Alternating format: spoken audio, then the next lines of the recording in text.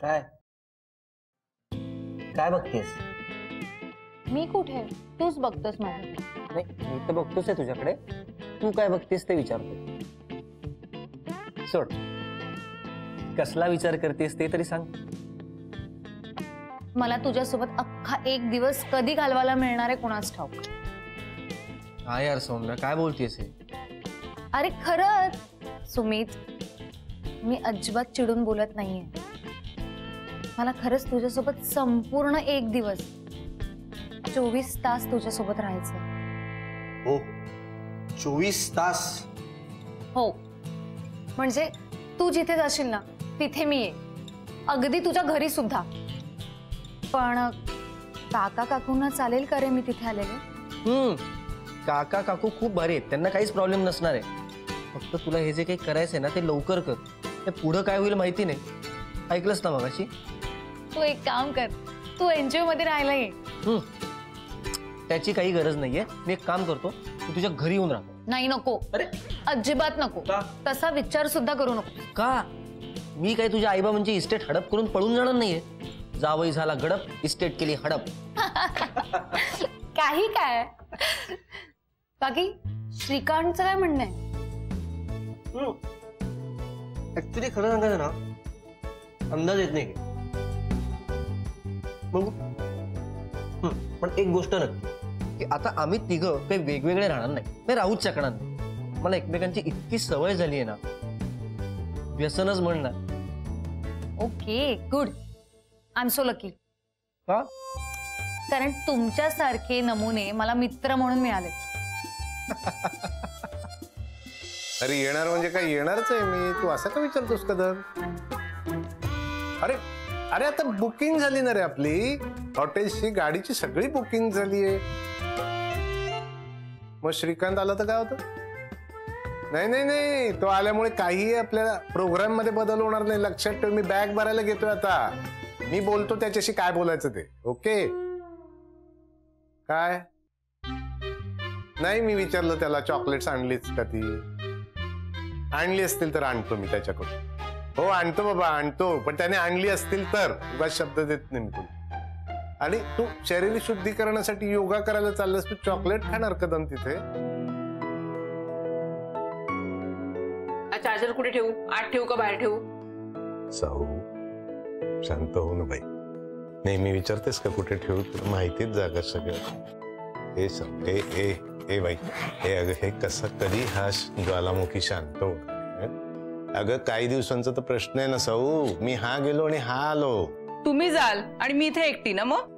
अगं पण मी दरवर्षी जातो ना ग बाई. याच वर्षी चिडायला एवढं काय कारण झालं मला सांग? यावर्षी तर श्रीकांत आहे उलट तुझ्या बरोबर.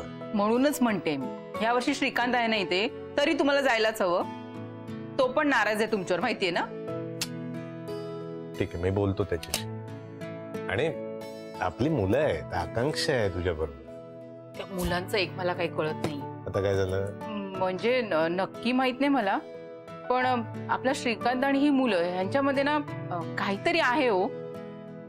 आपला श्रीकांत पण त्यांच्याशी मोकळेपणाने बोलत नाही आणि ती मुलं सुद्धा ह्याच्यापासून जरा लांबच राहतात. बोलेल तो.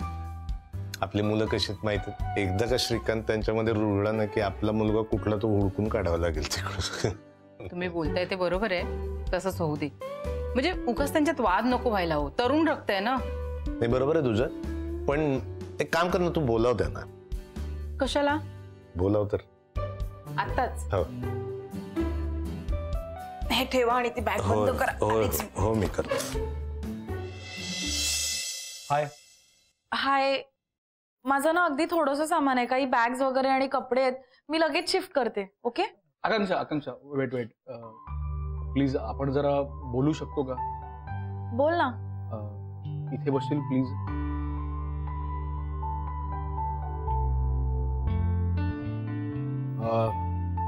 I mean extremely sorry. मी काल जे काही बोललो ते रागाच्या भरात. It's okay. No, it's not okay. तू इथे आधीपासून राहतेस, मी काल आलो, सो मला तुला असं बोलण्याचा अधिकार नव्हता. पण हे घर तर तुमचंच आहे ना.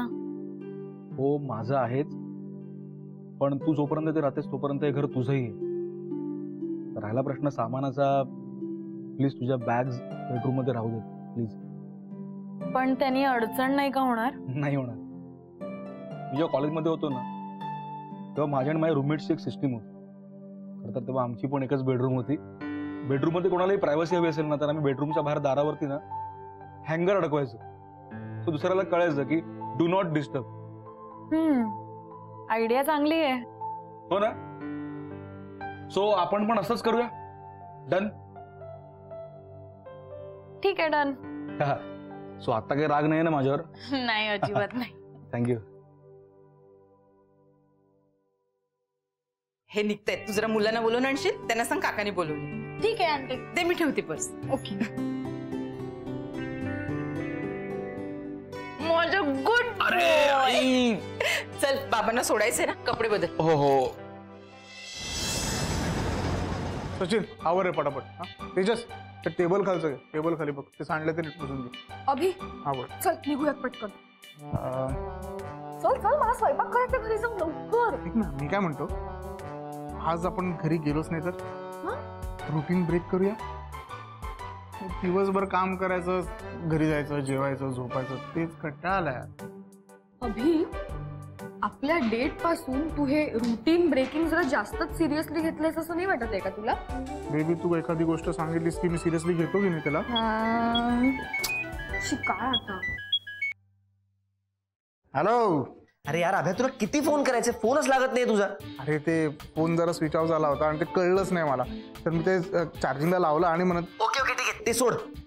ऐक मित्रा, तेरी जान अभ्या, आज की पार्टी मेरी तरफ से. क्या बात है, कॉंग्रॅच्युलेशन, एक नंबर, बेस्ट झालंय. काय झालंय ओकेजन काय? अरे काका काकूंनी इम्युनिटी दिली आहे आम्हाला. डोनाल्ड आता काही करू शकत नाही, आम्हाला कोणीही घरातून बाहेर काढणार नाहीये. भाई सुपर. भाई एक नंबर, एक नंबर न्यूज. सुम्या तूच माझा खरा मित्र आहेस. येस. पण मला ना घरी जायचा जाम कंटाळा आला होता. काय ठरतंय? ते एक जरा आमची महत्वाची पार्टी आहे. महत्वाचं? हा, तर मला ते डोनाल्ड आहे ना, डोनाल्ड आता ह्यांना घराबाहेर काढू शकणार नाही म्हणून. अच्छा, कोण डोनाल्ड? डोनाल्ड का आपला? कोण आपला? आपला कोण डोनाल्ड आहे?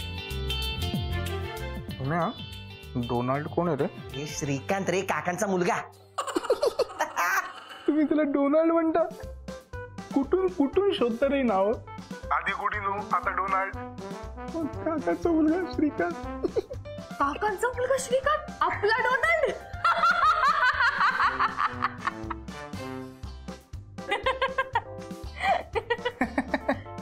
मग मी जाऊ ना? जा ना, मी पण येणार. अभ्या तिला सांग ऑफकोर्स ये. अरे सगळ्यांना बोलवते मी. सगळे चल. हा तुम्ही त्यांना सांग आज कल्ला घालूया. आज कल्ला करायचा आहे, चला लवकर पोचा. ठेव फोन फोन. आलो आलो आलो आलो लगेच आलो. हा यस. चल चल चल, जाता जाताना त्यांच्यासाठी काहीतरी स्टार्टर्स घेऊन जाऊयात. गुड न्यूज दिल्याबद्दल. चला. ए लॉक कर रे. हा उद्या लवकर ये. आणि ए श्रीकांत, श्रीकांत कसला डोनाल्ड सालात बाहेर ये. अरे नाही, तुला विदाऊट प्लेन परत पाठवलं ना अमेरिकेला, तर नाव बदली रे माझं.